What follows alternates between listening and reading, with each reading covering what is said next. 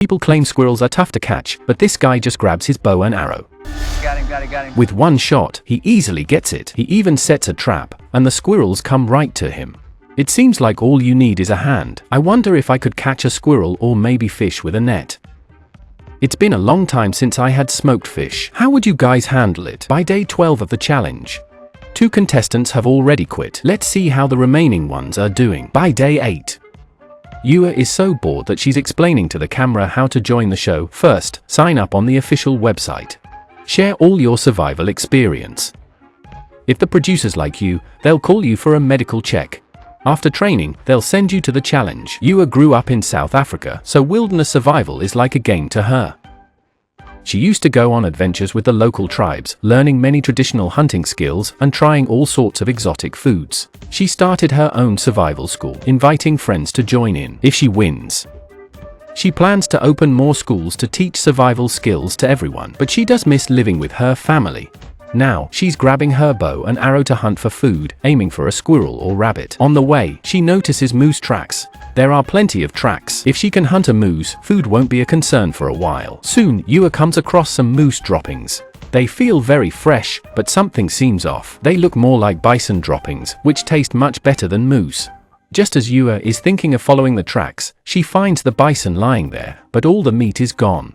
It must have been recent. The wolves here are fierce, so she'll need to be cautious at night. For now, she can only take some bones back. Maybe she can get something to eat from them. On day 9 of the challenge, Jillian looks clumsy, even cutting his hand while fishing.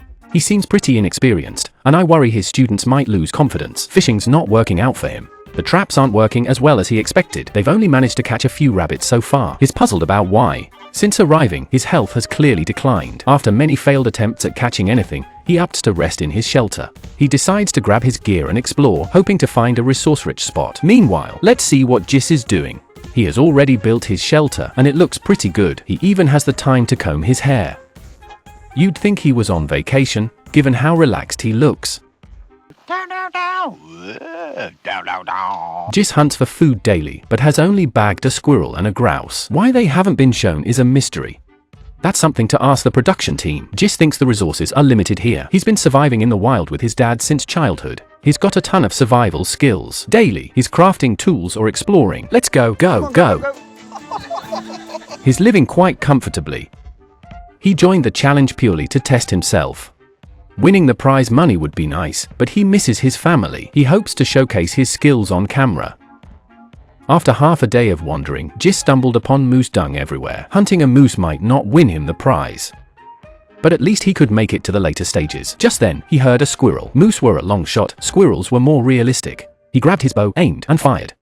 Got him. Easily catching some food, Jis really thinks surviving in the wild isn't hard. He just needs his hands. He immediately took it back to clean. The inedible parts could be used as bait to attract fish. He hasn't tried the fish here yet. He's curious about how it tastes. Jillian searched along the coast for a fishing spot. The water here seems a bit deeper. She tried fishing here. If the catch is good, she might move her net here. After several attempts, she finally saw a fish. She quickly reeled in the line. I think I caught one. I think I got one, but it slipped away. This isn't working. Jillian was growing increasingly frustrated.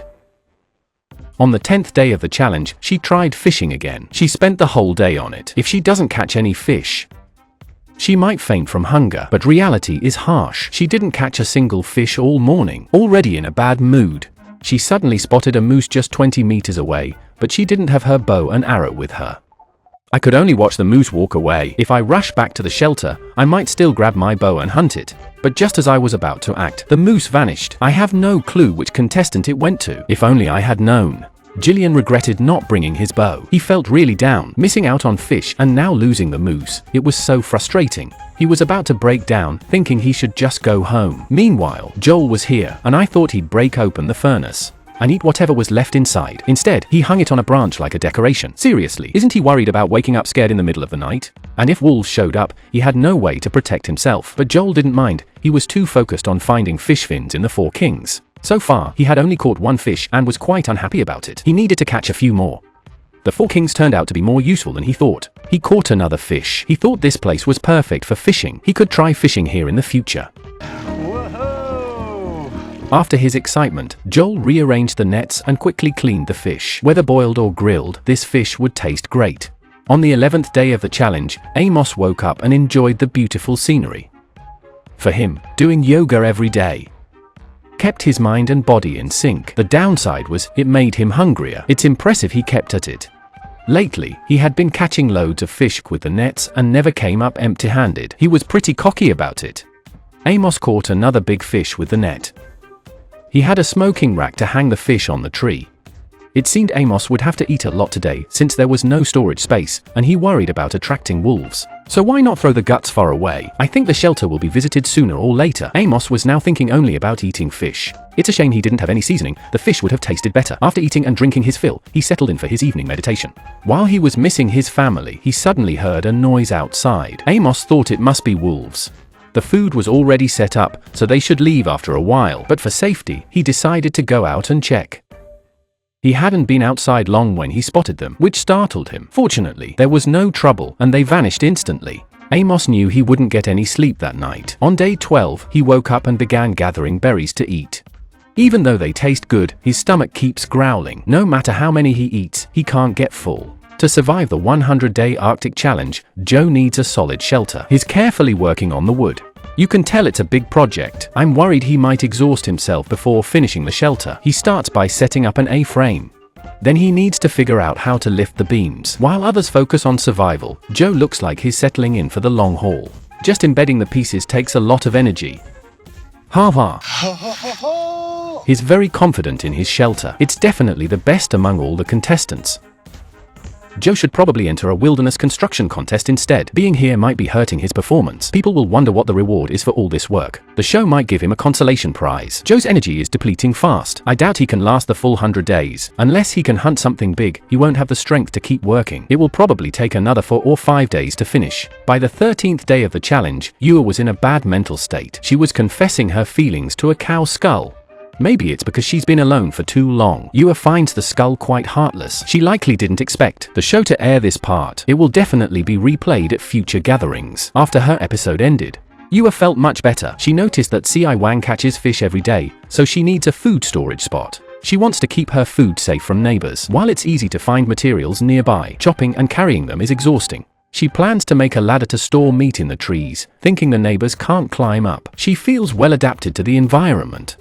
As long as Si Wang continues doing well, she can surely make it to the end. Ewa spotted the tallest tree nearby. She can build a storage platform there and enjoy the view. Just thinking about it tires her out. First, she uses an axe to clear the excess parts, mainly to prevent wolves from climbing up. The ladder works better than expected. It's very stable to stand on. Now Ewa is a bit homesick, wondering how her family is doing. She's a bit concerned about her wife managing the kids solo, but she believes completing this challenge will greatly improve their lives. Ewa knows it's worth taking on this challenge. Now, he needs to chop the top off. He actually enjoys chopping trees. But then, mid-conversation, not so interesting now. Almost sent himself off. Luckily, he wasn't hurt, just needs to fix the ladder. To make sure he doesn't get hit again, he's using a saw this time. Should be better. Yuana thinks this angle is really hard to work with. It's not as effective as an axe, but at least he won't injure himself. After a lot of hard work, he finally got this place sorted. Just need to build a platform on top. The meat will be much safer here. I wonder if birds will leave the horse alone. Joel is happy with it and can now rest back at the shelter.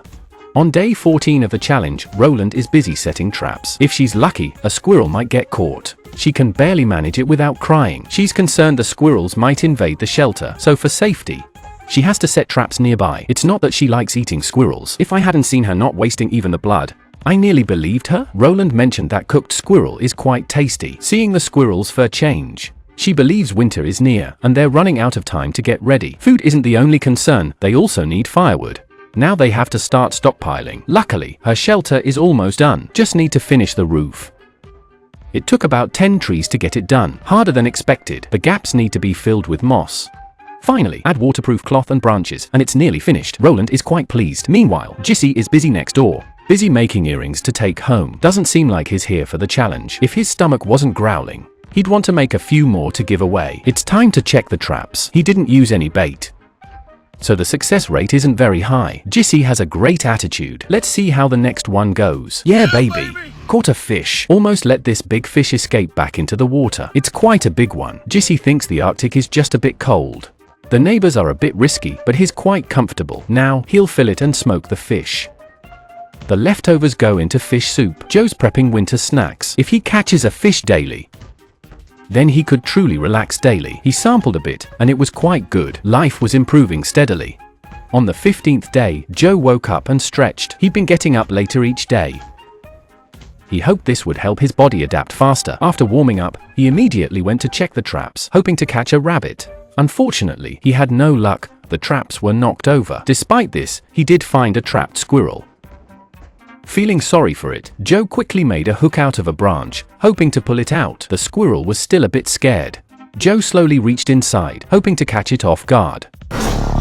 He made several attempts, but couldn't save the squirrel. Surprisingly, it freed itself. Joe jokingly cursed with a smile, realizing there'd be no thankful squirrel today. On day 16 of the challenge, Roland started trying to eat grass roots. The taste wasn't great, but it gave a sense of fullness. Fortunately, he found a debris-formed cave. He lined the bottom with moss and stored the grass roots inside. When he got hungry, he could take them out to eat. To survive 100 days in the Arctic, he needed to catch enough fish. This place was still too dangerous. He planned to move towards the rocks, so he could reach deeper waters. He needed to set up his traps quickly. He was starting to miss his family. Being alone here was truly lonely. Whenever he had free time, his mind would wander, especially when he was hungry. He really wanted to go home soon. He hoped these traps would be useful. As night fell, Roland's mood worsened. He didn't know what would happen next.